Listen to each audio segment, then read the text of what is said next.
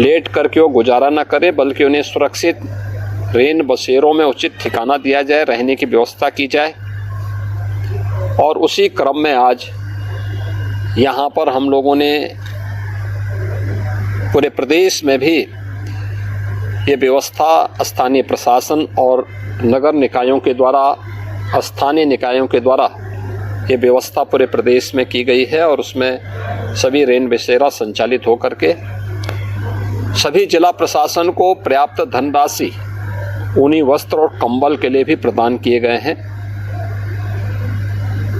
और मेरी सभी स्वयंसेवी संगठनों, धर्मार्थ संगठनों से भी अपील है कि वे भी अपने स्तर पर जरूरतमंदों को, गरीबों को इस भीषण शीतलहरी में आवश्यक ऊनी वस्त्र और कंबल आदि का वितरण करें। ये बड़ा पुण्य और धर्मार्थ का कार्य है कि जिससे हर व्यक्ति इस भीषण शीतलहरी में सुरक्षित रह सके। आज इसी क्रम में मुझे यहाँ पे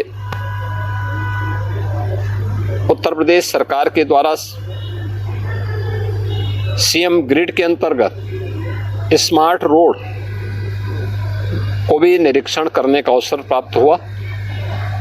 मुझे प्रसन्नता है कि इसमें स्टॉर्म वाटर के साथ ही, उसके प्रबंधन के साथ ही यूटिलिटी डक भी बनाया गया है, जिसके माध्यम से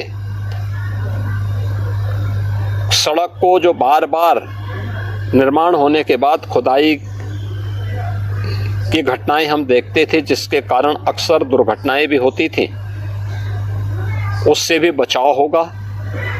और बचाव होने के साथ ही यह भी एक महत्वपूर्ण है कि इस सीएम ग्रिड की योजना स्मार्ट रोड के साथ ही नगर निगम की एक निश्चित इनकम का आधार भी बनेगा, क्योंकि यूटिलिटी डक में जो भी सुविधाएं पाइपलाइन की है, केबलिंग की है, पीएनजी की है, इसमें जो भी सुविधा उसका उपभोग करेगा, जो भी विभाग इसका उपभोग करेगा और उपयोग करेगा, उसको निश्चित किराया उसको नगर निगम को वहन करना पड़ेगा।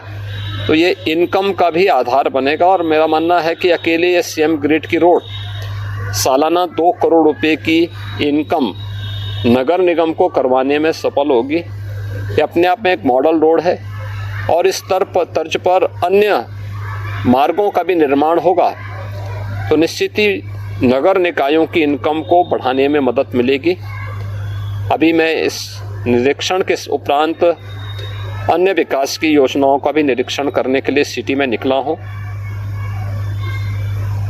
एक सामूहिक प्रयास से जब हम आगे बढ़ते हैं तो उसके अच्छे परिणाम भी सामने आते हैं।